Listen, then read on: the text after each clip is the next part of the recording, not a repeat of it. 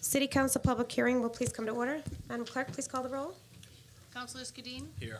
Joseph Kamara? Here. Stephen Kamara? Here. Kilby? Long?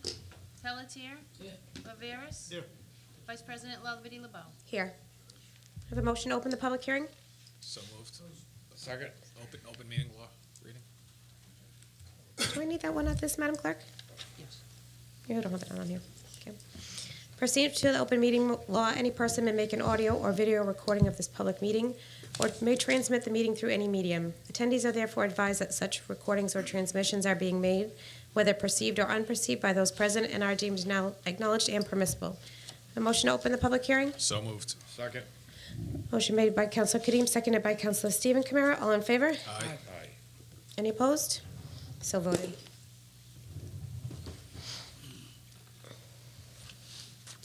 Item 1 is a curb removal, 293 Driftwood Street, Fall River.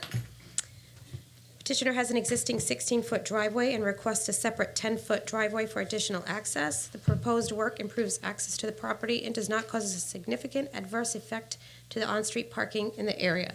Have any proponents? Any proponents? Sir? I am the petitioner. Go ahead, you can take a seat at the table and your name and address for the record, please. Just sit right in the middle of where those two microphones are, yes. I'm Roger Poyce and the applicant at 293 Driftwood. And under the covenants of the subdivision that I bought into at Highland Farms, there was a requirement that if you want to keep a camper on the site, it cannot be visible from the street or from the residence. So you have to enclose it in a structure. So I am proceeding and putting in a garage in the back to put the camper in. Any questions? Thank you. Just one question. Go ahead, Counselor.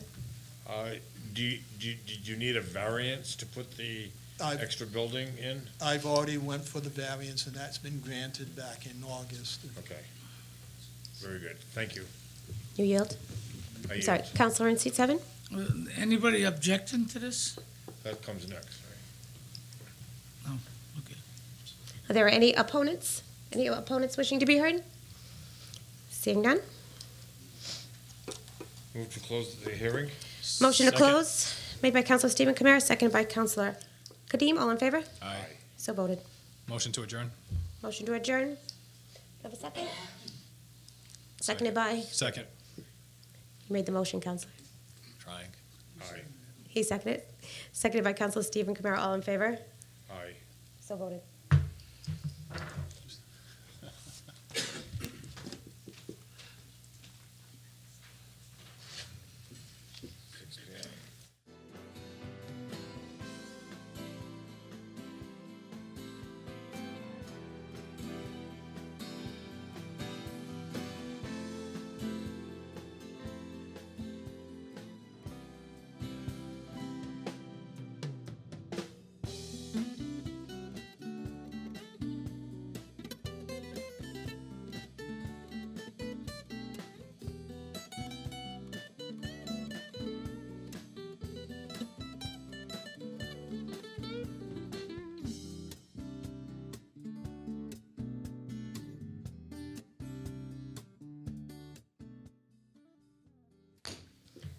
City Council Committee on Finance will now come to order. Madam Clerk, please call the roll. Thank you. Councilors Kadim? Here. Joseph Kamara? Here. Stephen Kamara? Here? Kilby? Long? Pelletier? Here. Viveras? Here. And Vice President Lalvedi LeBeau. Here. Counselor Kilby's father is taken to the hospital today, so he will not be with us this evening. Pursuant to the open meeting law, any person may make an audio or video recording of this public meeting or may transmit the meeting through any medium. Attendees are therefore advised that such recordings or transmissions are being made, whether perceived or unperceived by those present, and are deemed acknowledged and permissible. Several citizens who have signed up for citizens input.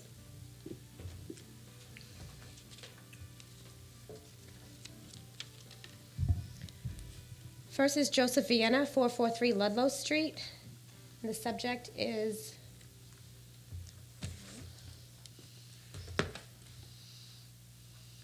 support mayor. Communication to appoint interim director of BCTC. If you give your name and address for the record, please.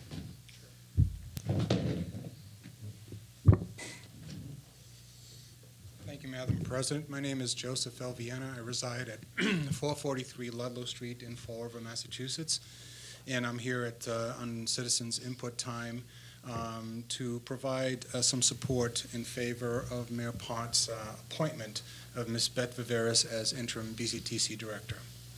I want to inform all of you that at the request of Mayor Pont, I met yesterday with him and members of his administration in his office in regards to the position, and also with an opportunity to provide input on this particular appointment. Understanding his thoughts on the appointment after speaking with him on an interim basis, I felt compelled to make a very strong recommendation of Beth Viveras for his consideration. I shared with the administration the 39 years of experience that Beth possesses, which I know to include center operations, youth programming, adult dislocated worker, skills training, trade, et cetera, business relations, all of the different funding streams that we provide, and also the number of agencies and funding sources that we deal with regarding areas of services to agencies like Department of Transitional Assistance, Mass Rehab, community-based organizations that are in our organization and structure, as well as our city, and also the vocational skills vendors that we deal with from on a one-to-one basis with a great many people who utilize our services over the years when they're looking to get back into training skills that they will need to acquire before they get the next job. So it's an extremely important job as it pertains to getting people's lives back onto the employment scene. And each and every day, she deals with any number of those issues throughout our entire region. And I have to say that our region includes Fall River, Taunton, and Attleboro. To say nothing of the fact that she also has, and I believe, and this is my opinion, a high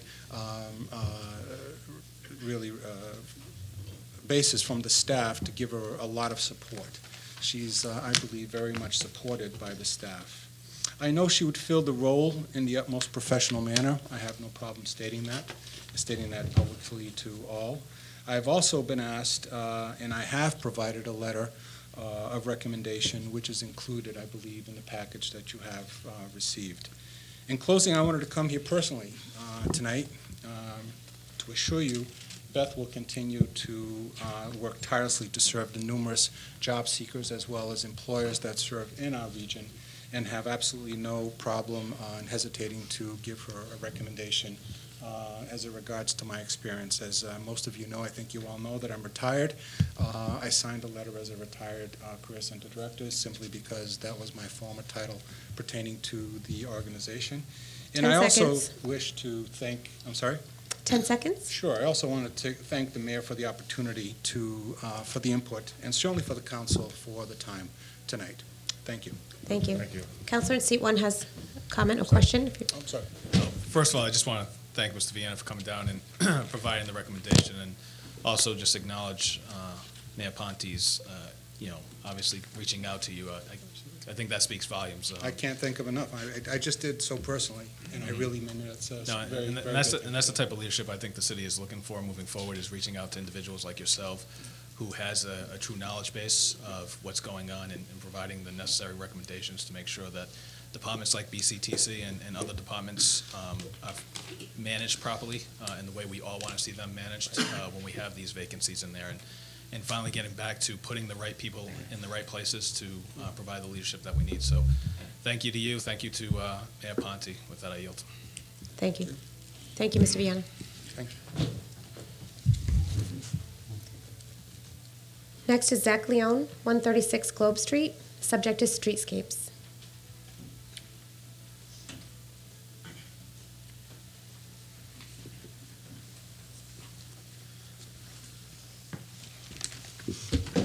Zach Leone, 136 Globe Street. I'm here tonight to express the importance of the streetscape projects to our community. The Bedford Street project, which is already in design, and the TDI District project, specifically the Columbia Square project, are all at risk if this program is cut. And I'd like to highlight the importance of the quality of life and good design in creating vibrant public spaces. Investments in streetscapes serve every citizen in our city, and they create a better pedestrian experience, help small businesses thrive, increase city and neighborhood pride, and create a positive, lasting impression for our visitors. In South Main, the TDI partnership is focused on the importance of connecting the Main Street corridor and the downtown to the array of wonderful things happening throughout the city.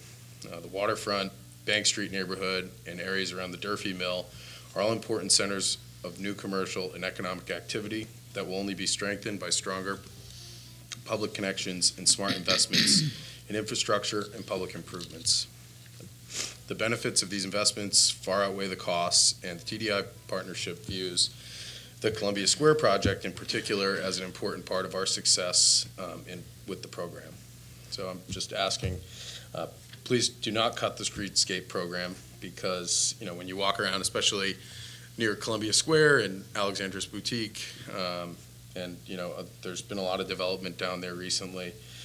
It's obvious, some of those sidewalks are unsafe. We need improvement in lighting, and it hasn't seen city investment in a long time. And I think people from the private sector have stepped up here considerably, and it would be nice to see some investment from the city to improve, the areas that are surrounding the building that I work in. Kevin Santos down at TA has made significant improvements to his facade. I know TJ's Music is looking into improving their facade. I heard recently that somebody bought the Facciano building, and they want to improve that building. And that corner really needs some help from the city, and I think it'd be a shame to throw away this project. Thank you. Counselor in seat 3? You're just, you referred to TDI, is it? Yes. Which is, could you give us a little more? So TDI is the Transformative Development Initiative.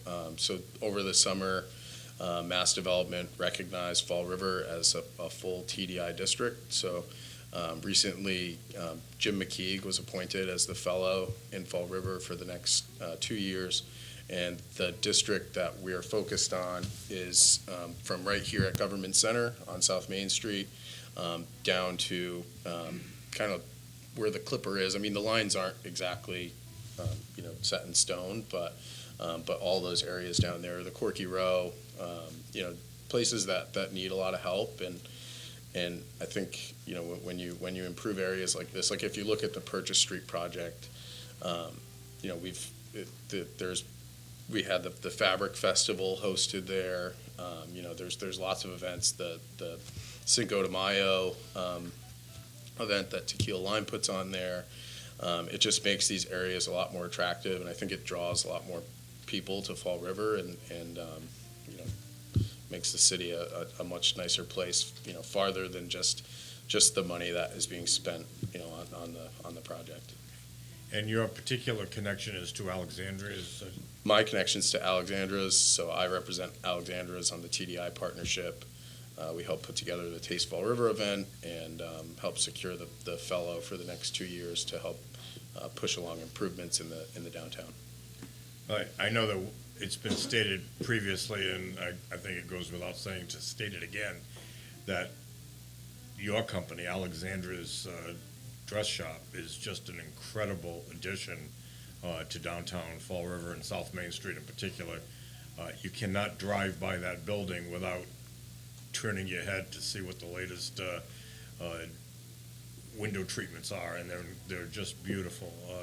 So I commend you and your company and your family for that investment, and I think you've made a very good point of the value of the streetscape project, particularly as it relates to your neighborhood. So I commend you for that. Thank you. I yield. Thank you. Thank you, Mr. Leon. Next speaker is Charlie Merrow, 502 Bedford Street, Bedford Street Streetscape Project.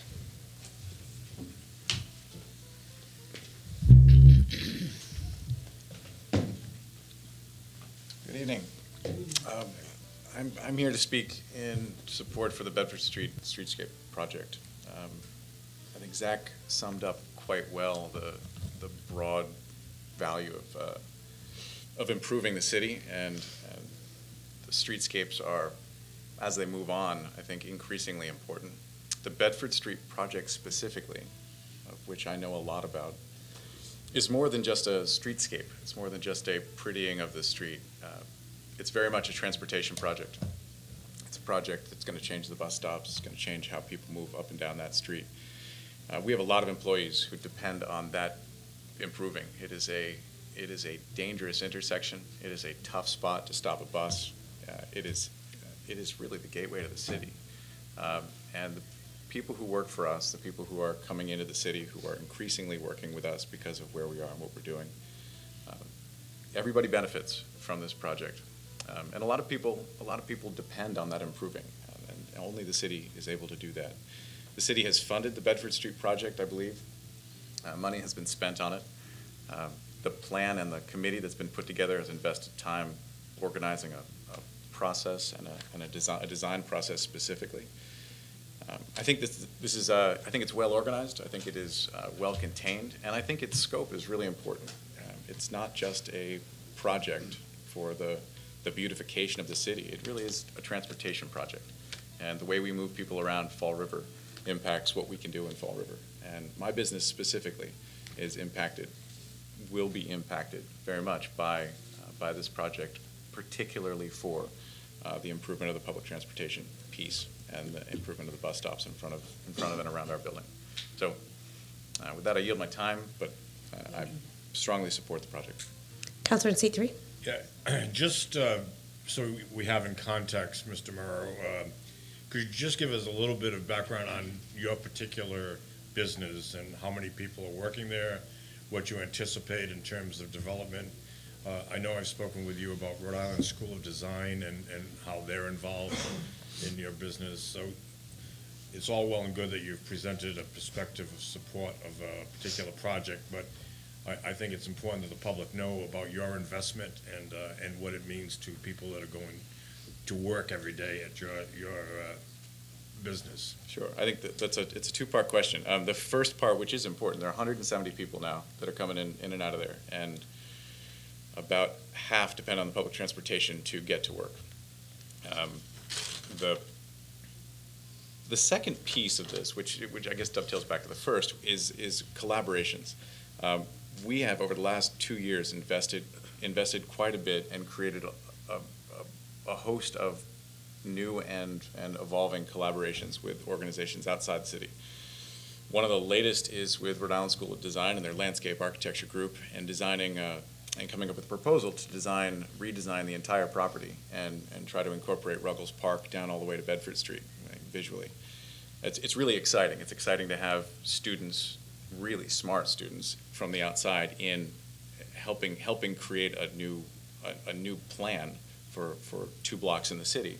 But significantly, their participation, it derived from the fellow from Mass Development, Jim McKay, and the TDI program. So in surveying the city and developing the TDI district downtown, we've come up with an informal and second TDI district, which is where we are.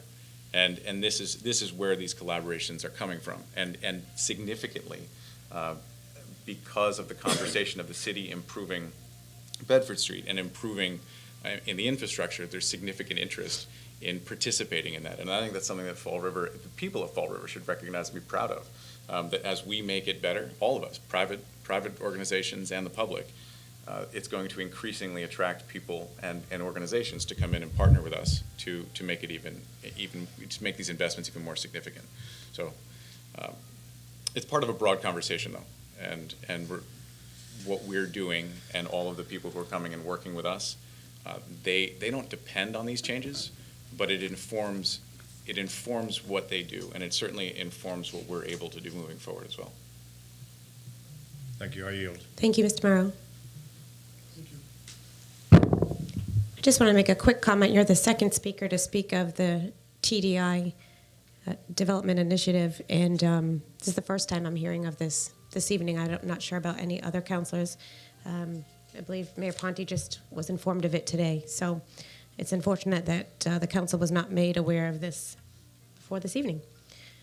The next next person to speak is Richard Barlow, 50 Anderson Street, subject State of the City.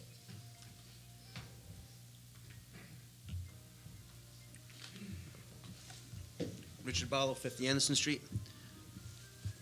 I just want to say that the city is looking a lot better around the city, but something that I've been very passionate about is our fire department. And now we have all brand new apparatus. It's increasing, but what gets me is a individual who doesn't get the credit, that I don't hear about the credit a lot, that does so much work. And it's all teamwork. It's the city council, it's the administration, because he can't do his job unless the administration requests it. And of course, it can't get done unless the city council approves it. But Mike Dion works very hard and diligently to make sure that we're able to get all these grants to replace these fire trucks. And something that I come down here, I never get to say once, but now our men and women are much safer. It's just great to see that the city of Fall River hired a female firefighter. But I see the morale with a lot of the firefighters. I got a lot of firefighters that are friends, and I see a lot of the morale with the fire chief and everything else.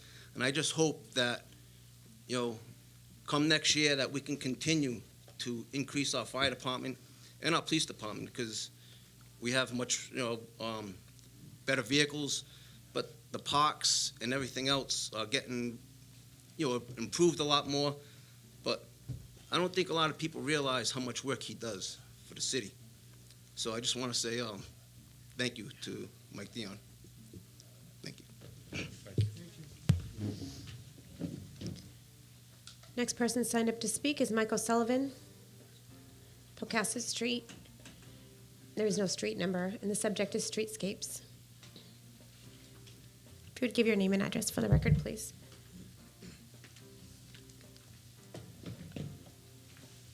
Good evening. I'm Mike O'Sullivan. I'm the president of the Bristol County Chamber of Commerce, 200 Pocasset Street in Fall River. And I'm here to also voice my support for the streetscapes. I thought Zach and Charlie both did a fantastic job outlining exactly what good the program does, and I think it would not be in the best interest of the city if you voted to eliminate the program. I guess the best way to describe it is, and if you heard what Zach and how Charlie described it, I think all of the value that they discussed falls into the category of economic development, and the city could really use a lot of economic development. And economic development is not always Amazon coming in with 1,500 jobs all in one shot. Sometimes it's the city investing in the smaller things that one by one really help build and create a better environment, in this case for businesses, but not only businesses, but for the residents. It improves the walkability, it improves the public safety. Charlie mentioned the transportation. It does help tremendously with the transportation. And from the perspective of the business community, the Streetscapes program is incredibly important, and we really would hope that you do not eliminate that program.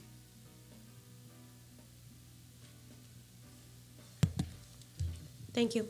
Thank you.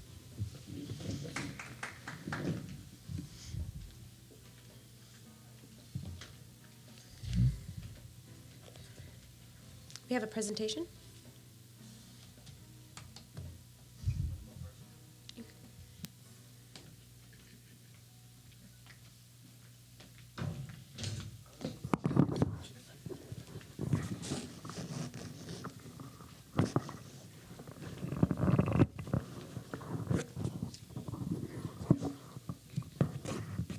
All right, good evening, everybody. I've been starting a lot of my dialogue in the community the last couple of weeks or so or a couple of days about the strength of this community and the people in this community. Earlier today, I had the opportunity before the council meeting to speak to Mr. McCarthy about his years at the Boys and Girls Club. And we were speaking, I was asking him a little bit about if he's going to be doing some traveling, if he's going to be, what is he going to be doing? He's going to be spending time locally. He's going to be doing a lot of stuff locally. He's also going to travel and spend some time with his family as well, which is much deserved after 50 years at the Boys and Girls Club. But the biggest part, he said to me, was the support that this community gives the Boys and Girls Club is like no other. And that is something that needs to be said for Fall River, its residents, its community, and it really shows the strength of Fall River. You led this, the Boys and Girls Club for the years that you have. You've been a part of it for 50 years. And I would say this from my perspective, and I'm sure I share this with my colleagues in city government as well, is that you've made the Boys and Girls Club the organization that it is today from your hard work, your success, and also the hard work and success of your volunteers and people around you as well, too. So I wanted to let you know, and by the way, we're with us here tonight is Mr. Corey from the school committee, Christian McCloskey, Chief Lynch, and Mike Dion, as well as Corporation Counsel Macy and the seated administration, who are also here to show support for everything you've done for the community. So on behalf of the mayor's office, in honor and recognition of your retirement after, so you said 50 years earlier, didn't you? Was that some kind of a wicked long time? 25 years as executive director for the Boys and Girls Club, and for your many years of service to the citizens of Fall River, the entire citizenry extends its best wishes and expresses the hope for continued good fortune and success in all your endeavors. Signed by myself, and I know Council President also has a citation to give you as well. So on behalf of the city, thank you for your commitment to the community, and I hope you enjoy your retirement. Thank you very much. You're very welcome.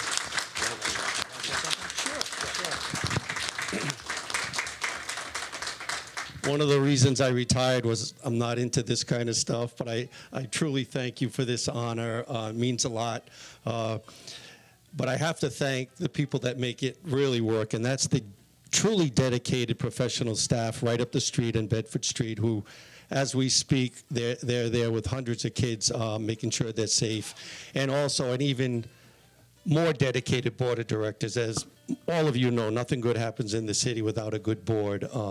And I've been blessed to have both who get what their fiduciary responsibilities are at the club. And each and every day, they just make sure that the children we serve are safe, number one, and are on their way to be productive citizens.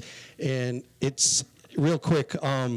Throughout my years at the club, I meet other executives at other communities throughout the state mostly, and they're amazed a lot at the support that our community gets.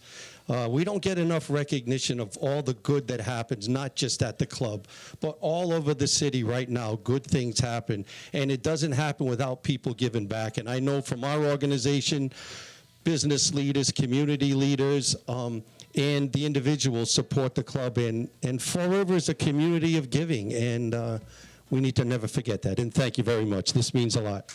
Hey, Jake.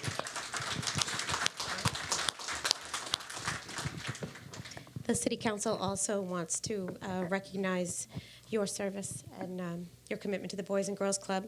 That is where I was. The stop I made on my way here, my son gets off the bus and said, "The club's open now, Mom. Can I go?" So we dropped him off, and here I am. So ours says, "Be it resolved that the City Council hereby extends its commendation to Peter McCarthy, Executive Director of the Boys and Girls Club of Fall River, in recognition of a wicked long time of dedicated service." Ours is correct. "Be it further resolved that the Fall River City Council extends best wishes for continued success, and that this resolution be entered to the records of the City Council." And we had adopted this on October 8th. Congratulations. Thank you very much.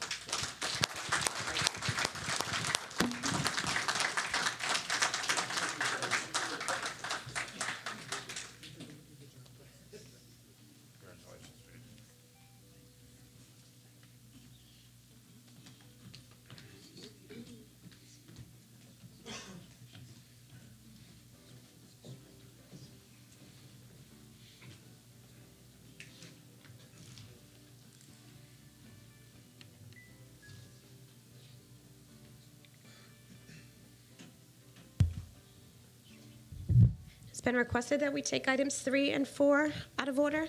I have a motion to take items 3 and 4 out of order. Motion made. Do I have a second? Second. Motion made by Councilor Kadim, seconded by Councilor Pelletier. If we could have members of the administration down to the table, please.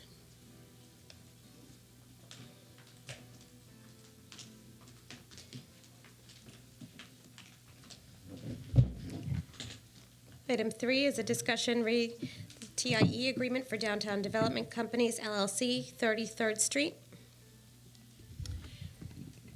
Thank you very much, Madam President, members of the council. This is a HDIP project that will be providing a tax increment exemption to the project at 33rd Street and being offered by Downtown Development Group.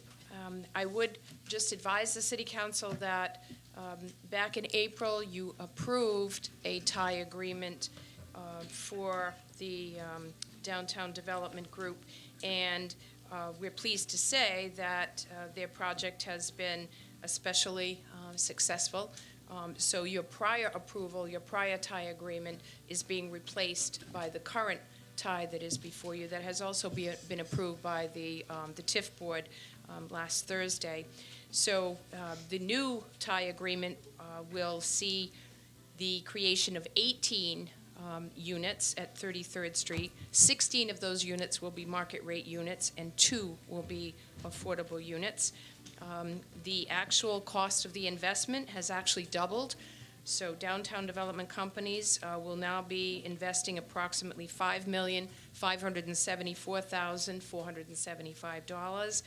And the tax increment exemption will be 80% for the first 5 years and 20% for the second 5 years, for a total tax exemption of $86,940. We do have representatives from Downtown Development Companies here this evening. I know they'd be happy to answer any questions you may have regarding their project, if the council so chooses.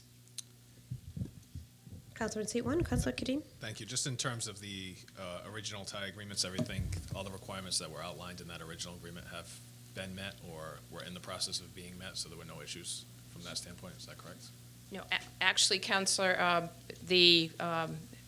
it's a total replacement. Originally, they were going to be 12 total units, 10 market rate, 2 affordable. No, I recognize that, but the agreement was in place, so it's been in place for what, six months or so? I don't believe that they've incurred any. So there weren't any reporting requirements or anything like that? Nothing. There hasn't been any completion. All right. Motion to approve? Motion to approve has been made in second. Actually, this is this just is in here just for discussion. discussion, It's going so- to be on our, Okay. It's already on. it's already on the agenda.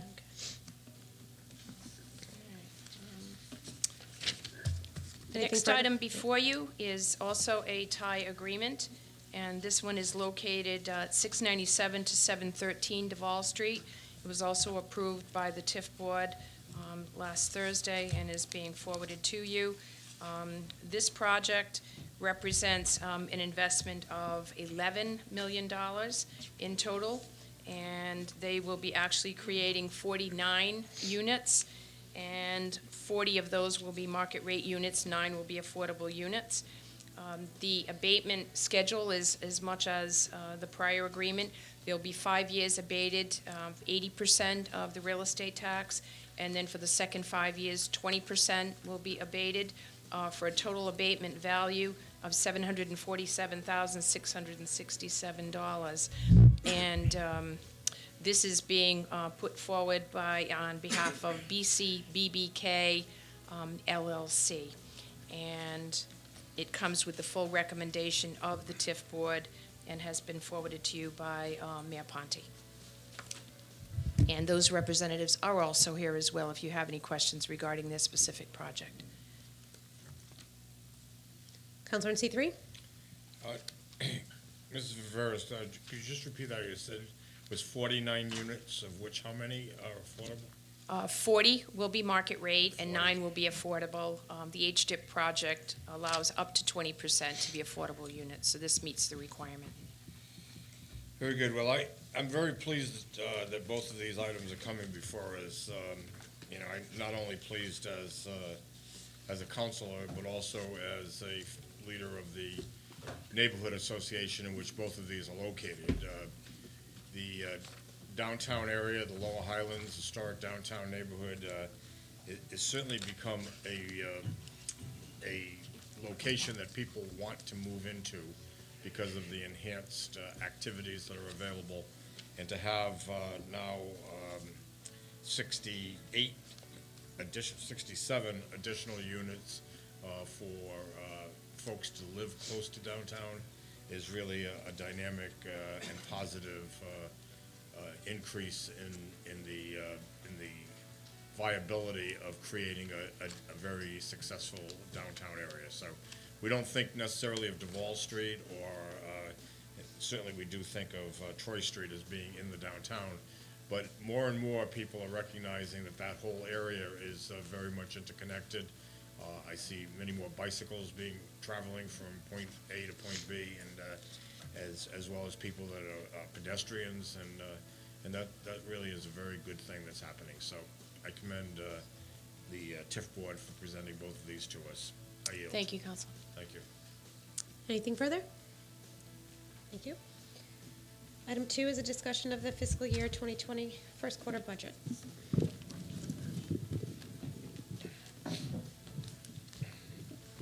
Thank you. So you have in front of you the quarter 1 budget. We are 25% through the current fiscal year.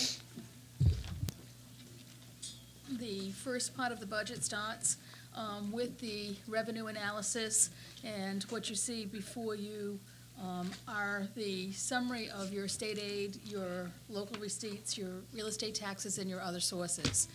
As for the state aid and the real estate taxes, there's an assumption that we would be at approximately 25%, and we are.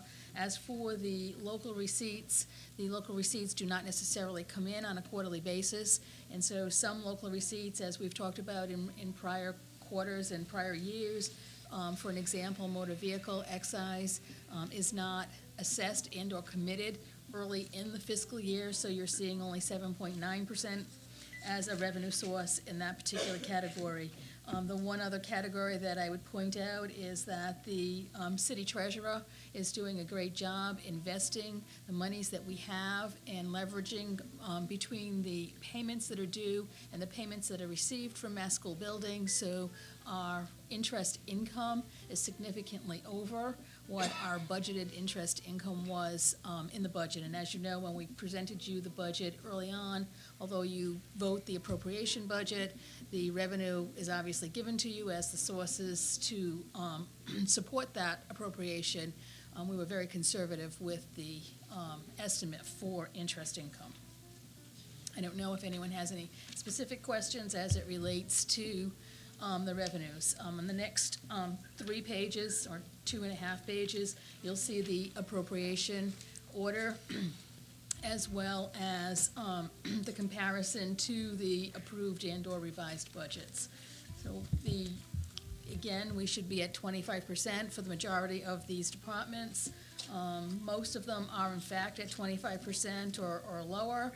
A couple that I would bring to your bring a point to is the information system expenses is at 45%. That is because the renewal on the Munis licenses are due in July, and we expended approximately $500,000 on those expenditures. Under community services, the code enforcement expenses are at 36.7%. Again, $30,000 was budgeted for transfer into the revolving fund, and that has already occurred. The collector's expense is at 62%. Again, the advertising and the tax title recording all happens in the month of August, and so again, that would be higher than your 24% or 25% that we would expect to see. And the mayor's office expenses is at 59.5%, and that is because the mass municipal dues that are $15,454 was also already paid. The remaining departments, whether it be salaries and or expenses, are at the 25% mark or below. So I don't know if anyone has any specific Counselor in questions. seat one? Counselor Kadim? Through? Sure. Okay, I didn't want to interrupt. Just in terms of the revenue, so I know you and I spoke offline with regards to the Department of Revenue coming down and just certifying our free cash, and then also as we're starting to begin the tax recap. So with the marijuana revenues that we anticipated, did we ever get a final decision from the Department of Revenue in terms of whether or not we can utilize the, I think it was the $2 million that we had put in there? We have not.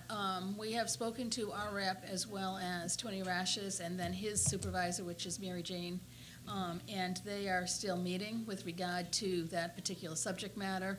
I believe, if all goes well, we will be able to utilize those funds within this budget. It's the only entity that we budgeted from is the one that is open and operating, and they don't believe there's going to be a problem with that. And we've already collected the first 3 months' worth of cash receipts that we can utilize as actuals. Okay. If there is, I guess, if we're not anticipating any problems, but if there were a problem, we have to do. We would have to come back to you with a transfer order. I would assume my suggestion would be from free cash at that particular point.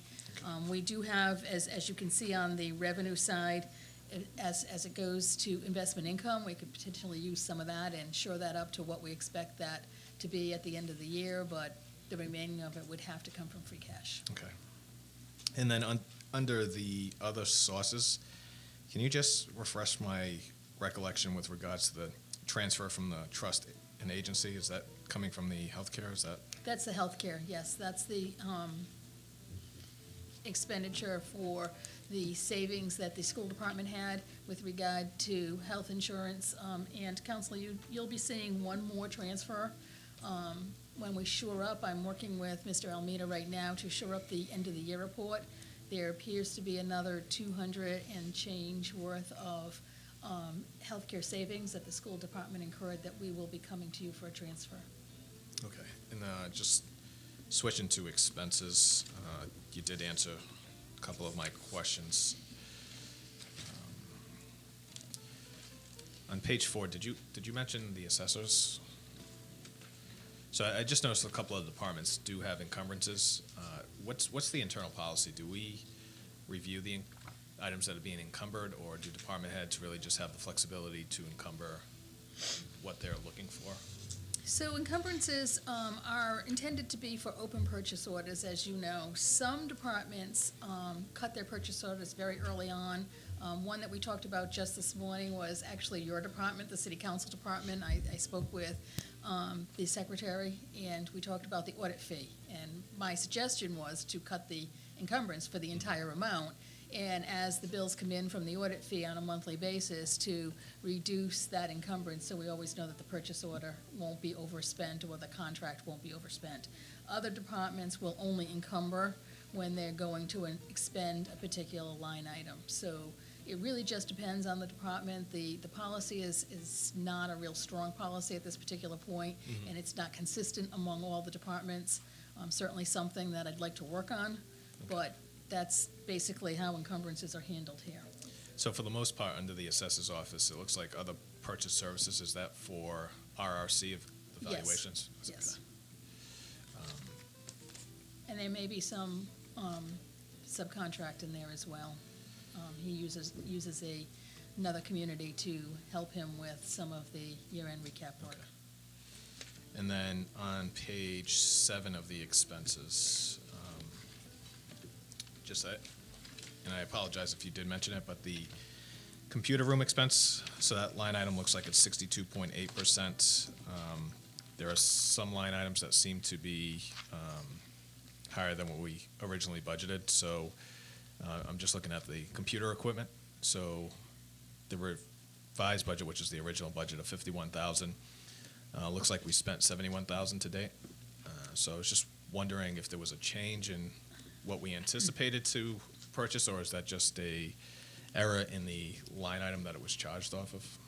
No, I believe that's the timing of when she's purchasing the equipment. I'm not 100% sure. I can check back with the director of that particular department, But I believe in that particular case, some new equipment was purchased, I want to say for the police department, but I would have to check back on that with Ms. Lewis for you.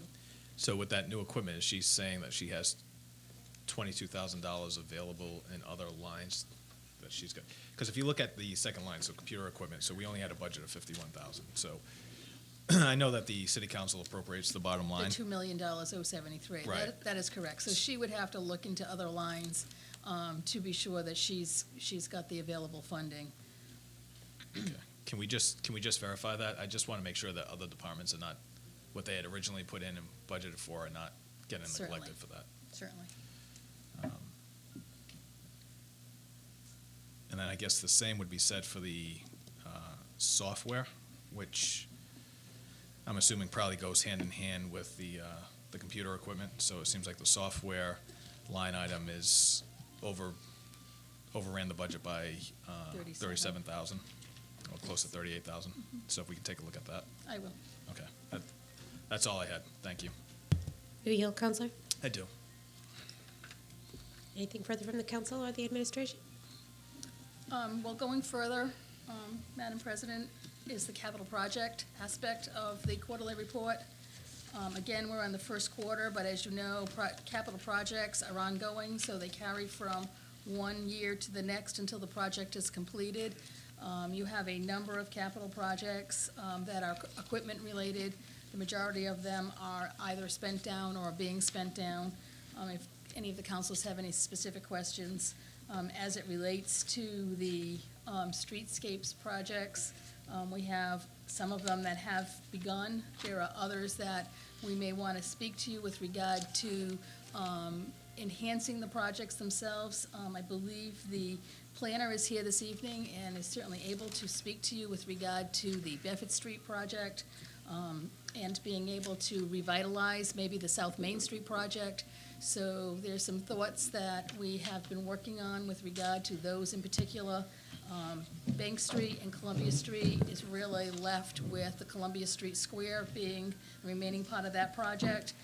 North Main and Rock have not begun. As for the other capital projects, the Enterprise Fund, Paul Ferlin is also here, I believe, and he can speak to his projects. The majority of them, again, are all going forward as they should be, being expended as they should be. The water phase projects, the older ones are being completed, the newer ones are just starting. And then we've got the school projects, TNC is underway, the windows are ordered, but they're being delayed. The RPA program was one that you approved at the last meeting or a couple of meetings ago. That one hasn't begun yet. Watson is underway, and then, of course, you can see the amount we have expended to date under a fee. Counselor in seat 7, Counselor Pelletier? You call me? Yes. Did you not hear me? It's on. I just have trouble hearing you for some reason. The Bedford Street project, streetscape, I wasn't too fond with some of the work that has been done up our end. What have we gotten? We got money invested already in Bedford Street? Bedford Street, Mr. Roth can speak specifically to Bedford Street and where it's at. As of the quarterly report, we had spent approximately $60,000 to date, because we're now, into the middle of October. We're close to $90,000 that we've spent on that project, all of which is primarily design. And what is that money spent for already? Because we had one meeting and that was about it. Show and tell what we would like, what we'd like to see and all that. But we already spent 60,000, maybe 90. Yes, sir. To date, we've spent, as of the invoice date of 10/8/19, we spent $60,293.53. The following is what has happened. The public outreach meeting we've held in the atrium, then there was a meeting summary submitted. The road safety audit portion of the project, which they've conducted the preliminary coordination with Mass DOT, which is a summary of crash data for the corridor. Based upon Mass DOT approval, they will then coordinate the stakeholder agency group for the road safety audit, which will be tentatively held at City Hall. And the tentative timeline on the road safety audit will be in November, with a completion date at the end of December. The purpose of the road safety audit, which I think is the good thing, is that it will open up the city for eligibility in the highway safety improvement funding through the TIP process. And those are all for safety-related improvements based at high crash locations, which are Rock, 3rd, Troy, and High, 9th, and 10th Streets. And there also would aid us in for multimodal, such as pedestrian and bicycle improvements throughout the corridor. The traffic analysis, so essentially a lot of the number crunching has been done behind the scenes. The traffic counts have been done on September 9th. The development of the existing conditions analysis and the survey has been done, and the early development of the future conditions, and they've started on 2 conceptual alternatives so far. And the preliminary development of the alternatives, which then we will then go out after the road safety audit is completed, is when they will then start for further defining the design and bring in the second public meeting. So they've gotten through a lot of all of the data and the analysis, the survey, that portion. Some of the contract with that stuff is all front-loaded because that kind of is all behind the scenes that needs to be done. And I think, Council, it's important to note that a lot of the work that Mr. Roth has described is also going to enable us to qualify for additional grant funding. So while you're looking at I believe it's $2.4 million Bedford Street project, his studies are going to enable us to qualify for grant funds for the signals. The traffic signals all have to be upgraded. Yeah. And we're taking this is just not a beautification project. Once we got into it, we realized this is a significant transportation project, as some of the people have mentioned. There are 4 signals that need to be upgraded. If you think a signal, the average cost is between $250,000 and $300,000. So that's about $1 million to $1.2 million. We would also, the complete streets, which is for pedestrians, bicycles, ADA access. We've qualified now for complete streets. That is a $400,000 appropriation a grant that we can look at getting. We are working with SRTA on state-of-the-art bus shelters, not just the plain old plastic things. These would be like the 21st century bus shelters, which would be, spaced throughout the thing. They have some federal sources they're looking at between $30,000 and $50,000. And then the road safety audit, which looks at a lot of those things, such as signal modifications, turning lanes, striping, speed reduction, pedestrian warning signals, things that aren't these are all the, safety. Those average between, we conservatively look between about $100,000 and $500,000 that we can add to the project. When you add all of those up, we're looking at taking the investment of the streetscapes, the $2.4 million, and we're looking at trying to add between 1.5 and 2.15 million to, in addition, to make this a significant transportation. If you look at it, it is the gateway into our downtown. We're looking at the intersection at 13th Street, which everyone knows by the Boston Market is just a mess. And so looking at reconfiguring, that's part of this, some of the safety audit money, to reconfiguring that to make it easier to get in and down, and then the signals and the other aspects. So this is becoming a much larger transportation project. We want to take the time and we want to do it right. Additionally, Council Liberty Utilities is going to be doing what they do.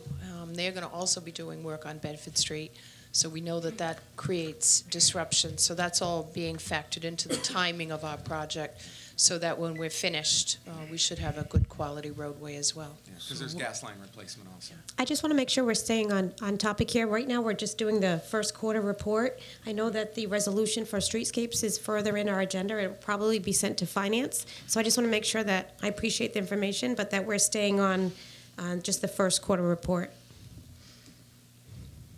Councilor Pelletier, you have the floor. Well, you know, I just wonder where all this money's coming from. How much of this going to be the city? The city's going to pay. All of The whole thing? the $1.5 to $2 million that I'm looking at is all state highway funding. Whole thing, yeah. Well, you know, just to say, you know, quarterly report, whatever, come in. The thing is, it's a short street, and we're going to spend over $3 million, right? It's quite a long street. It's from 13th Street all the way to North Main. That's not long. If you go one end to the other, it's long. You know, it's a lot of money, that's all. You know, now, we got a resolution here to suspend the money for sweepskate. I guess we'll talk about that after, but, you know, it's, is it worth it? That's the only thing I gotta say. I'm not happy with some of the work, but we'll see what my colleagues gotta say. With that, I yield for now. Thank you. Thank you, Councilor. Councilor in seat 2, Councilor Joseph Kamara.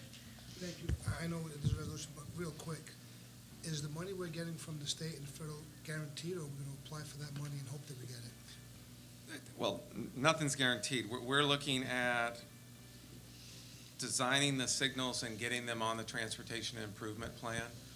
Currently, the city has nothing on the tip in the region.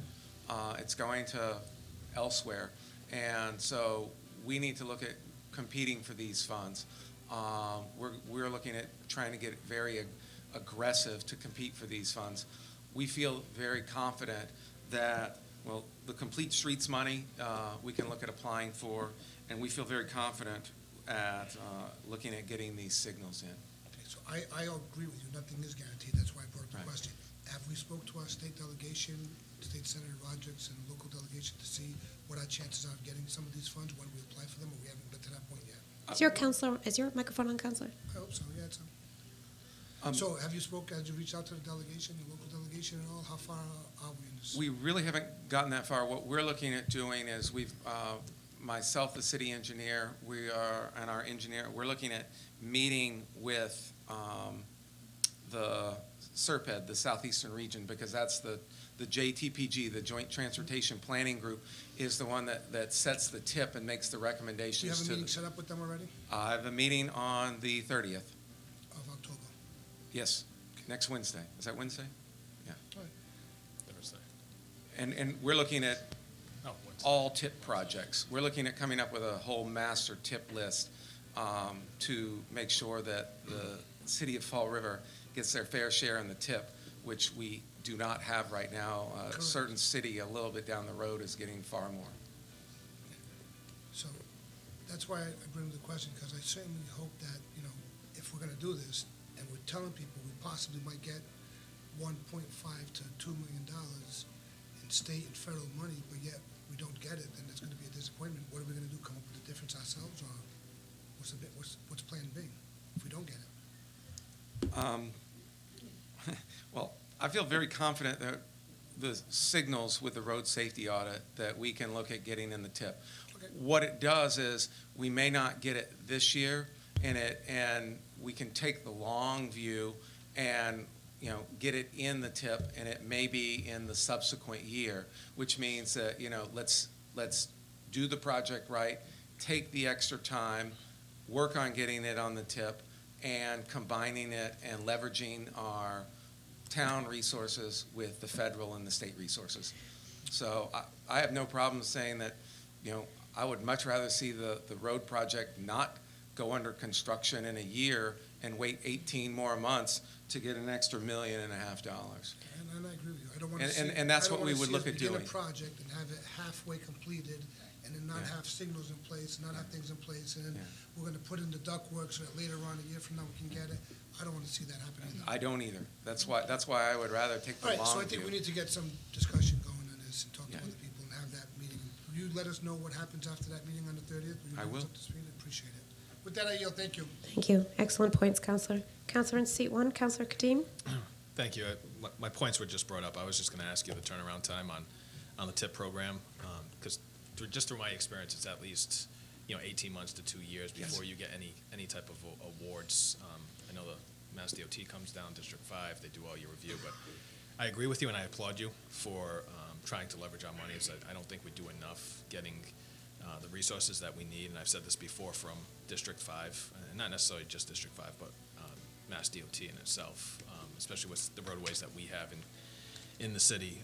So I would, I guess, urge you and the administration to hold off on the project if we feel like it's advantageous to go ahead and start applying for these, put these projects in for the TIP, for their review. So to the point that Councilor in seat 2 has mentioned, that we're not starting this project halfway and then kind of doing patchwork, because I think that goes back to what Councilor in seat 7 is so worked up about with the East Main project is that it's just not what we expected, right? So from our standpoint, we're not just looking for beautification projects. We're looking for projects that work, make sense, and then organically create economic development, right? So that's truly what we're looking for.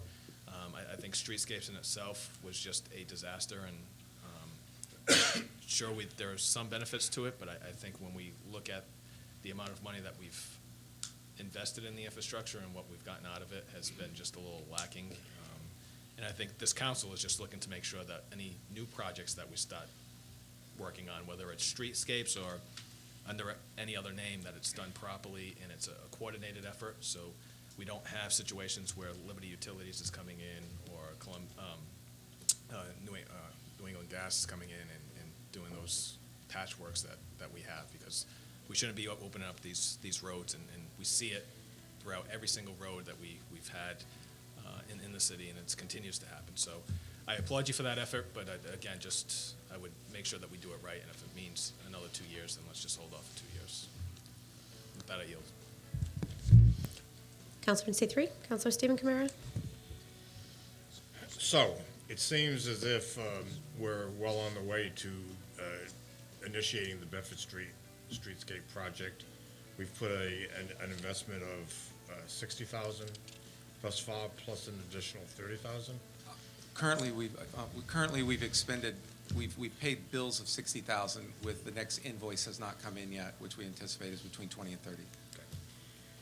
And I think the success of the projects, there's a definite correlation between the committee that had been established for the Purchase and Bank Street project and the success of that project versus the concerns that have been raised about the East Main Street project, where there was no oversight committee ever appointed and no oversight committee obviously ever met concerning that.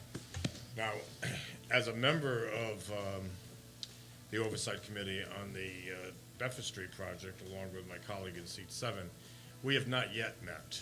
We have not had a Counselor, meeting. is this about the first quarter report? Yes. Okay, can we get there? Thank you. So we have not yet met, and if we're going to stay on track in the expenditure of money for this particular project, we need to have the Oversight Committee. I mean, I'm hearing things like transportation surveys have been done.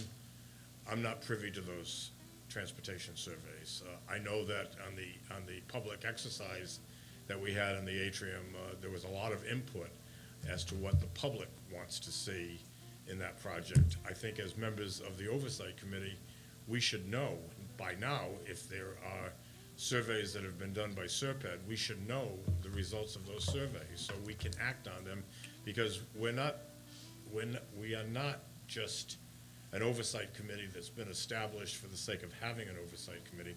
We're an oversight committee so that we can provide some oversight. And we haven't met yet.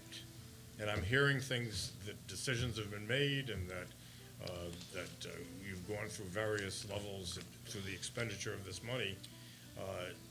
some decisions are being made. And, you know, when is the Oversight Committee going to be a part of this process?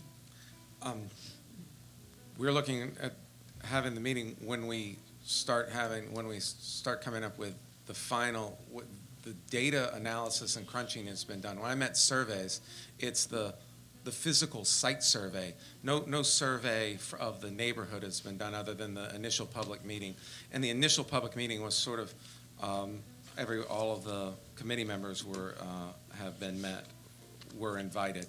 What I'm looking at doing is I'm not so sure about that, because I spoke to Ms. Saber today, and I spoke to Ms. Scudero today, both of whom are members of the Oversight Committee, and they asked me, have we had any meetings yet? We haven't had an official meeting because I've been waiting for the first data and analysis to come through. That's the site survey, the trip generation. Those things are just now being compiled and completed. Once they have that, then the consultant will then have some data and some preliminary analysis that then we can start meeting with. Okay, well, I just want to underscore again that I'm here to be a supportive counselor of this effort, but I'm not here to be a supportive counselor if I don't have the involvement in the process that I expect to have as a result of my being appointed as part of this Oversight Committee. And I know in speaking with other members of the Oversight Committee, they are a bit out there saying, when are we going to gather? And I think we need to gather now. Okay. Sooner, not later. Because again, the success of the project, and we have had two incarnations of streetscapes. We've had the East Main Street, and then we've had the Purchase and Bank Street. The East Main Street never had, as I said, an Oversight Committee. And I think that the problems that exist there are largely connected to the fact that there was no Oversight Committee that was overseeing that particular project. We did a little bit better on the Purchase and Bank Street project because we did have an Oversight Committee, but it didn't meet too often. It should have met more often, and it would have been a better and more successful effort. Now with Bedford Street, you've said it over and over again, you want to see this thing, you want us to go slowly, you want us to be involved so the project succeeds, but that means being involved in the project from step one. I think that steps have been taken now without the Oversight Committee being involved, and I do want to see that happen sooner than later, because I want to be an advocate, but I'm not going to be an advocate if I'm left out in the cold. With that, I yield. Do you yield? Do any councilors have any questions or concerns on the quarterly report, first quarter report? None? Does the administration have anything further they would like to add? No, thank you, Madam President. Should I have a motion to adjourn finance, please? So moved. Do I have a second? Second. All in favor? So voted. Committee on Finance.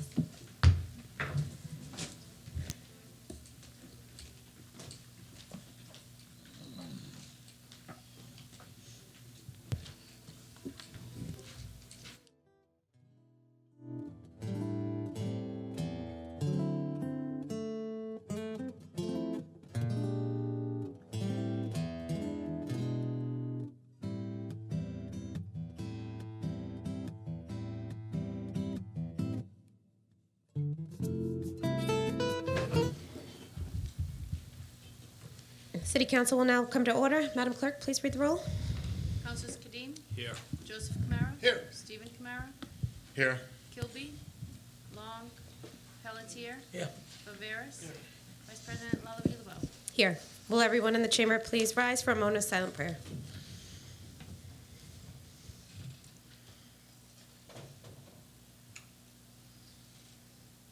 Please remain standing for a salute to the flag.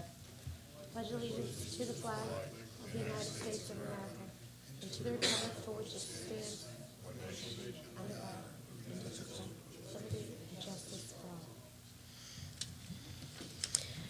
Pursuant to the open meeting law, any person may make an audio or video recording of this public meeting or may transmit the meeting through any medium. Attendees are therefore advised that such recordings or transmissions are being made, whether perceived or unperceived by those present, and are deemed acknowledged and permissible.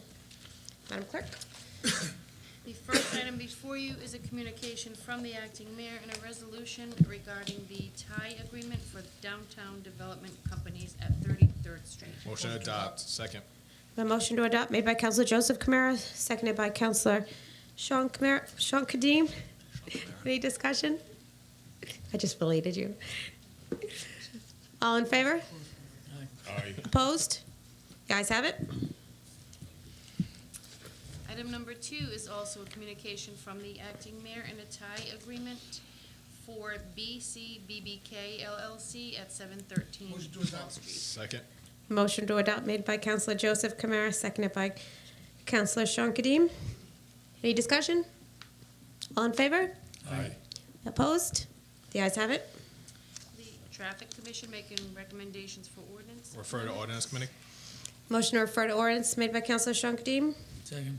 seconded by Counselor Pelletier. All in favor? Aye. Opposed? The ayes have it. Committee on Economic Development and Tourism, at a meeting held on October 8th, voted unanimously to recommend that the accompanying resolution be granted leave to withdraw. This is a resolution requesting a discussion on the development of a cultural district. Motion grant leave to withdraw. Motion made by Counselor Kadim, seconded by Counselor Joseph Kamara. There's no discussion on the motion for leave to withdraw. All in favor? Aye. Opposed? The ayes have it. The Committee on Regulations, at a meeting held on October 7th, voted unanimously to recommend that the accompanying resolution be granted leave to withdraw. This was a resolution regarding the hours of operation at Second. JZ Express. Motion made by Counselor Joseph Kamara, seconded by Counselor Kadim. All in favor? Aye. Opposed? Ayes have it. Whereas Fall River wishes to pursue a state-authorized cultural district through the enabling legislation, Mass General Law, Chapter 10, Section 58A, and whereas Fall River has a mixed-use geographical area that has a concentration of cultural facilities and assets, and whereas Fall River has held a public hearing required to establish a state-designated cultural district, and whereas Fall River created a broad and diverse partnership of stakeholders committed to cultural, community, and economic development to provide oversight of the district, and whereas the Massachusetts Cultural Council will be petitioned in accordance with its guidelines and criteria to designate said cultural district. Now therefore be it resolved that the city create a state-authorized cultural district for at least 5 years to be named the Fall River Waterfront Cultural District, and in doing so agrees to foster the development of a cultural district, endorses the state-sponsored cultural district goals, attracting artists and cultural enterprises, encouraging business and job development, establishing tourist destinations, preserving and reusing historic buildings, enhancing property values and fostering local cultural development, will appoint a city official to represent the city within the district partnership of said cultural district, will encourage all who own property or businesses within the cultural district to invoke themselves and participate in the full development of the district, and will direct city agencies to identify programs and services that could support and enhance the development of the cultural district and ensure that those programs and services are accessible to the cultural district. Motion to refer to ordinance. Motion to refer to ordinance made by Counselor Kadim, Second. seconded by Counselor Pelletier. Any discussion? Counselor in seat 3. What is the need to send to ordinance? I thought this was a resolution to support the development of a cultural district. I don't see any content within the resolution that's specific to establishing ordinances. And so maybe I'm asking, and I would have asked on the two motions on grant to leave to withdraw, both of which were recommendations from the Economic Development and Tourism Committee, that, is this in place of the Yes, it is, Counselor. recommendation? We had the discussion, that the one that we gave leave to withdraw was the discussion, and this is the resolution that came out of the Economic Development Committee. Point of information. Counselor Just Seaborn? the resolution says that the city create a state-authorized cultural district. In order Yes. to do that, we've We got to need an have it through ordinance. zoning. In order to get through zoning, we need to go to ordinance and have ordinance committee vote on it. So that's the logic behind it. I yield. Madam Clerk? It's the will of the council, Madam President. I would have assumed the same, that it does need to be established through ordinance. I don't know otherwise. Counselor in seat 2, Counselor Joseph Kamara. I I'm have- sorry. I have it Counselor in here. seat 3, you do have the floor. I understood that what was being looked for was an endorsement of the council for the development of a cultural district. And I thought that that was the purpose of this resolution, was to go on record as endorsing the development of this state-authorized cultural district. We already have an arts overlay district, and I understand that that had to be developed by ordinance because it was a city-initiated cultural district. This, I understand, is a state-authorized cultural district, and we're endorsing by vote of the council, and I thought that was asked for from those locally who are promoting this, that they wanted to be able to bring to the state the fact that the council is supporting this. So I just don't want to delay this, because it's been around for quite a long time.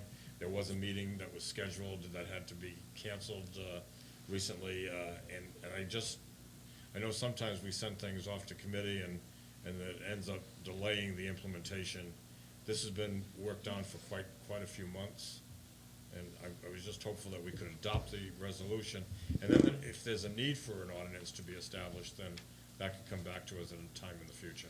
Well, we have Corporation Counsel and the City Administrator here if we'd like to Can I just ask them. amend my motion to adopt the order and also refer the order simultaneously to Ordinance Committee so we can establish the district as outlined and suggested by the group that was before us, which includes the state? That would be fine, that we adopt the resolution and forward it, a copy of it to the ordinance committee. That would be satisfactory. I would accept that motion as a friendly motion. Do you have a second?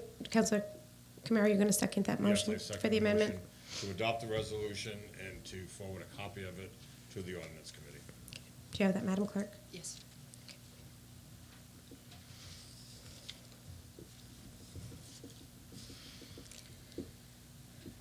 To adopt as amended? Is there any further, Counselor seat 2, you had your hand up. To yield? There's no amendment, I think we're just replacing the original motion with a new motion that we just adopt the resolution and forward a copy of it to the ordinance committee. Is that your intent? If I may, through the chair, to Councilor in seat number 1. I was offering an amendment, but if you wanted to make it friendly, then I play well with others, so that's fine. Do you yield, Counselor? We will forward. Counselor in seat 2? Thank you. So I agree with my colleague in seat 1. I think we should just refer it to the ordinance committee and have it go there first. And I don't think we're doing it to delay anything. I think we're doing it because there might be other people that might want to help out with this as well. I know the people who presented it to us want to get it done as soon as possible as well. But by adopting it and then having it go to the ordinance committee, other people who probably are not aware of what we're doing might want to have some input to help out as well. And I don't see the harm in sending it to the ordinance committee. And if we're going to do it, let's do it right the first time, not adopt it and then go to the ordinance committee and then something come up where we have to change something or do something differently and then go back and redo it. So we always sit here and say, let's get it done right the first time. As my colleague in C3 said, we've been talking about this for a little while, not too long, but it's been going on. What's another 2 weeks? What's the harm in that? What's the harm in let's get it right and have people know what we're doing, not just adopt it the first time it's before us here, where people might not be aware of exactly what we're doing. They might have good ideas that can help out and make this even better and stronger. So I would have no problem sending it to the ordinance committee, as I think it should go that route, and then take it from there. And if it takes another 2 weeks to get it done, so be it. It'll be done right, and then we can go continue. With that, I yield. Thank you. Counselor in seat 1. Madam President, through you, I know you're the chair of the Economic Development and Tourism Committee. I fail to remember exactly what the deadline was. Was it January? Or Yes. the calendar year? So there is still time. There is time. It's not necessarily a rush. So I don't disagree. So either way that we want to do this, I think it needs to go to ordinance. So that's where I stand. And if it makes councilors feel good that we're adopting this motion, then so be it. But we still don't have an ordinance. We still wouldn't have a cultural district established until ordinance approved it, and then this full council approved it. So with that, I yield. So your amendment was to adopt and send to ordinance. Are you rescinding that, or are you keeping that? You just want to send it to ordinance now? Fine. I'll rescind my motion and make it the original, referring it to ordinance committee. Second. We have a motion to refer to ordinance. Counselor Kadim, seconded by Counselor Joseph Kamara. Any further discussion? Roll call. Roll call.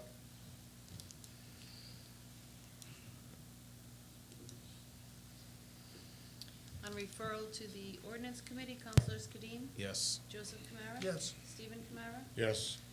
Kilby? Long? Pelletier? Yes. Viveras? Yes. Vice President Lumbee? Yes.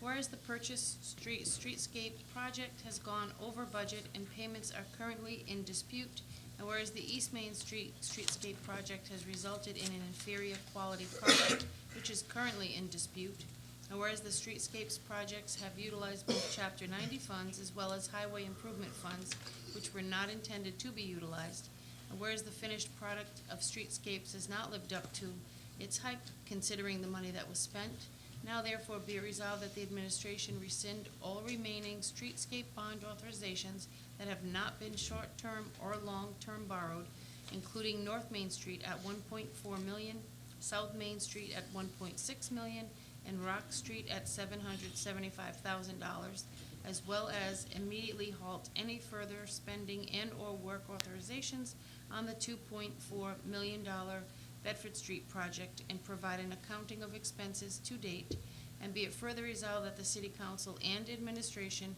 work collaboratively to authorize bonding in the amount of the above rescinded bond authorizations for roadway infrastructure improvements throughout the city, which will be mutually agreed upon by the administration and City Council. Motion to refer to finance? Motion to refer to finance has been made. Second by Counselor Viveras. Any discussion? All in favor? Aye. Opposed?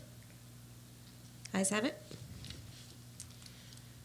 Whereas there are many historic buildings throughout the city, and whereas several of these buildings are city-owned, and whereas there should be careful thought and consideration into the use, reuse, and/or sale of these properties, and whereas the Historical Commission and Preservation Society have provided input on appropriate guidelines to consider, now therefore be resolved that the Committee on Ordinances and Legislation convene with Corporation Counsel, City Administrator, along with chairs or representatives from the Historical Commission and Preservation Society to review our current ordinances and discuss any possible amendments. Move to adopt the resolution. Second. Motion to adopt made by Counselor Stephen Kamara, seconded by Counselor Kadim. Any discussion? All in favor? Aye. Opposed? The ayes have it. Item 9 are citations of the Motion to Fall River adopt Police citations. Department. Second. Motion to adopt made by Counselor Joseph Kamara, seconded by Counselor Kadim. All in favor? Aye. Opposed? The ayes have it. Item 10 is a citation from Alexandra's Boutique. Motion to take 10 through 12. Motion to take 10 through 12 together, made by Counselor Joseph Kamara, seconded by Counselor Kadim. All in favor? Aye. Motion to adopt 10 through 12? Motion to adopt 10 through 12, made by Counselor Kadim, seconded by Second. Counselor Pelletier. All in favor? Aye. Ayes have it. Order that permission be, and the same is hereby granted to Roger Poisson, 293 Driftwood Street, for the removal of curbing at 293 Driftwood Street. Motion to adopt. Second. Motion to adopt made by Counselor Joseph Kamara, seconded by Counselor Stephen Kamara. Any discussion? All in favor? Aye. Opposed? Ayes have it. The police chief's report. Motion to adopt? Second. Motion to adopt made by Counselor Kadim, seconded by Counselor Stephen Kamara. All in favor? Aye. Opposed? Ayes have it. Applications for the renewal of auto repair shop licenses. Motion to adopt? Motion to adopt made by Counselor Kadim, Second. seconded by Counselor Pelletier. All in favor? Aye. Opposed? Ayes have it. Number of claims. Motion for the Corporation Council. Second. Motion to refer to Corporation Council by Counselor Joseph Kamara, seconded by Counselor Pelletier. All in favor? Aye. A drain layer application on behalf of GT Excavating Corporation. Motion to approve? Motion approved made by Counselor Kadim. Second? Second. Second by Counselor Pelletier. Any discussion? All in favor? Aye. Opposed? Ayes have it. Item 18 19 is an application for banners over Public Way. Motion to approve. Motion approved made by Counselor Kadim, seconded by Second. Counselor Pelletier. Any discussion? Counselor in seat 3, Counselor Stephen Just Kamara. through the chair to the clerk, I've asked for there to be a process to assure that banners are removed timely after an event. Most recently, I'm not sure which event it was, but the banner remained up for quite a bit of time after the event, and at this recent windstorm, the banner became nothing more but shredded fabric. So through the chair to the clerk, is there a process when people get this approval that they're given some notice as to the removal of the banner? Is it the individual groups that are requesting it that have responsibility for The removal groups of are the banner? requesting Or is it, it the Department of Community Maintenance? I've spoken to community maintenance. We will include them in the process where we will notify them of the time that the banners go up and come down. And they, given they have the appropriate manpower, they will go down and take the banners down as soon as they can. Okay. Thank you. I yield. Yield. All in favor? Aye. Sorry, Counselor Kamara. Just, Madam Clerk, I know you're, I believe, on the committee for this holiday parade. Can you just tell the general public what date's on this year so they'll know in time? The 7th, December 7th is the actual parade December 7th, 3 o'clock-ish? on a Saturday, 1. 1 o'clock. All right, just want to make sure this way the public knows to get a head start. December 7th, 1 o'clock, this year's annual holiday parade. Thank you. Anything further? Done. All in favor? Aye. Opposed? Ayes have it. Item number 19 is also a request from the Fall River Holiday Parade Committee for permission to hang banners at Government Center. Motion to approve. Second. Motion approved made by Counselor Kadim, seconded by Counselor Stephen Kamara. Any discussion? All in favor? Aye. Opposed? Ayes have it. Item 20 is notice of a hearing for Department of Public Utilities. Motion to accept and place on file. Second. Motion to accept and place on file made by Counselor Kadim, seconded by Counselor Pelletier. Any discussion? All in favor? Aye. Opposed? Ayes have it. Matters that were filed after the agenda was prepared. The first is a communication from the acting mayor in an order to accept the gift of a piano from Mrs. Nancy Dempsey for the Flint Senior Center. Motion to adopt. Second. Motion to adopt made by Counselor Kadim, seconded by Counselor Pelletier. Any discussion? Counselor in seat 3, Counselor Kamara. I was speaking with a noted pianist in Fall River who I informed her at the time that we had an item on the agenda to accept a piano, and her immediate response, is it worth accepting? And I said, I don't know. I'm assuming that if it's being recommended, that there's been some, something done to assure that it's a piano that's worthy of being accepted. Apparently, pianos can be very expensive to tune and some are not usable at all. So do we have any report from whoever it is that arranged this, that the piano was checked out to be suitable? Because I guess there have been pianos that have been donated to the city and they just end up being put in buildings and then end up never being used because they're not functional. And there are not budgets within the city departments to bring them up to date. So I just caution us, I believe I know Ms. Dempsey. It's great that we have a gift, but I just hope it's a usable piano, that's all. With that, I yield. All I see, Madam Clerk, is the letter from the Senior Center. Yes, we have the letter from the Associate Director. She simply notifies the mayor that the delivery costs would be paid by the donor. It doesn't talk about maintenance. Anything further? All in favor? Aye. Opposed? Ayes have it. I have a request for a street opening for pavement less than 5 years old. This is at 56 Frederick Street. 2B. Did we skip 2B? I'm sorry, Madam Clerk, 2B? I'm sorry. 2A. Oh. Sorry. 2B. Communication from the acting mayor and notification of the appointment of Beth Ann Viveras as the interim executive director of Bristol County Training Consortium. Motion to adopt. Second. I believe we just have to accept and place on file. Motion to accept and Communication. place on file. Made by Councilor Joseph Kamara, seconded by Councilor Stephen Kamara. Any discussion? All in favor? Aye. Opposed? Ayes have it. 3A is the communication from the city engineer requesting a street opening for pavement less than 5 years old at 56 Frederick Street. Motion to refer to Public Works and Transportation. Motion to refer to Public Works and Transportation. Made by Councilor Kadim. Do I have a second? Second. Second by Councilor Pelletier. Councilor in seat 2, Councilor Joseph Kamara. Madam Clerk, say what it's for. Installation of water and sewer. Install water and sewer at that location. Frederick Street was paved in last year, actually. Is this a new house? Is that, Is this a new property? doesn't say. I believe Frederick Street was just accepted last year, wasn't it, Madam Clerk? It was just paved last year. I mean, we can defer it, but that's only going to delay the process. You're not going to deny any people water and sewer, so I would be comfortable with adopting it. I can barely hear you, Councilor.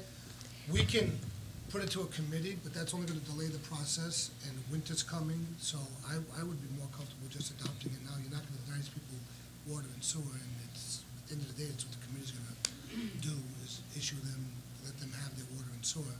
So I would just be comfortable with adopting it now rather than referring it to the committee. To have the city engineer tell us that they need water and sewer. Do you yield, Councilor? I do. Councilor in seat 1. Thank you. I just respectfully disagree. I'd like to know a little bit more if this is a new development or not. You know, I've been on the council for, I think, 4 years now. Not a little bit more, I'm not quite sure, but it seems like we're constantly, you know, giving exceptions to the moratorium. So if we're not going to live by the moratoriums, then we should just eliminate it in general. I mean, this is a road that has just been put in. We're talking about a year into it. If it was a mill and overlay, we're significantly going to compromise the roadway.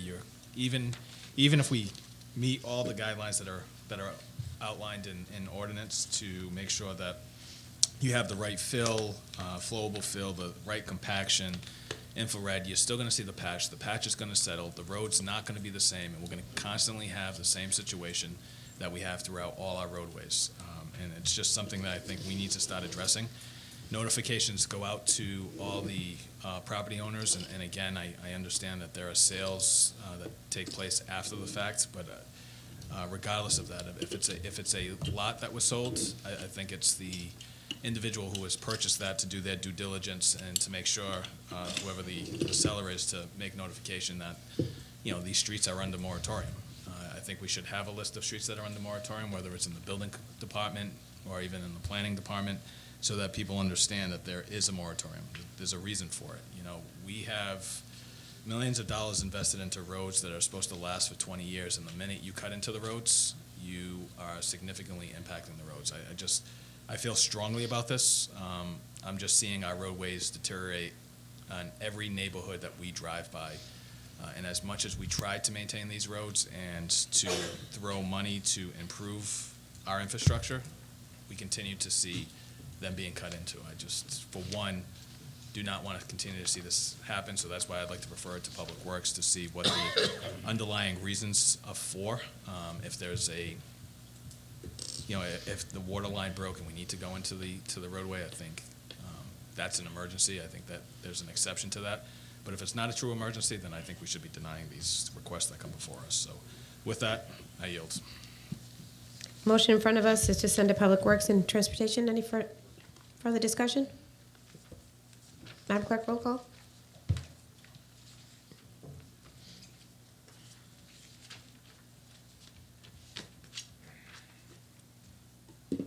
On referral to the Committee on Public Works and Transportation, Councilors Kadim? Yes. Joseph Kamara? Sure, we'll hear the reasons.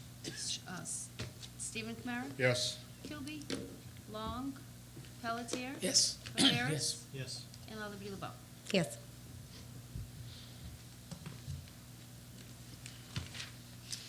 A communication from the Special Assistant to the Mayor seeking the council's permission to utilize the 3rd Street parking garage as part of the Through Our Eyes project. sponsored by Sir Jobs for Progress. Move to provide consideration. A motion to approve. Is there a timeline on this, Madam Clerk?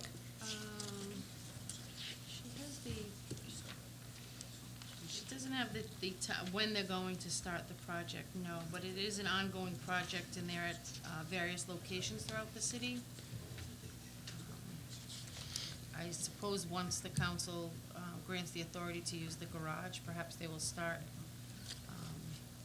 their project there.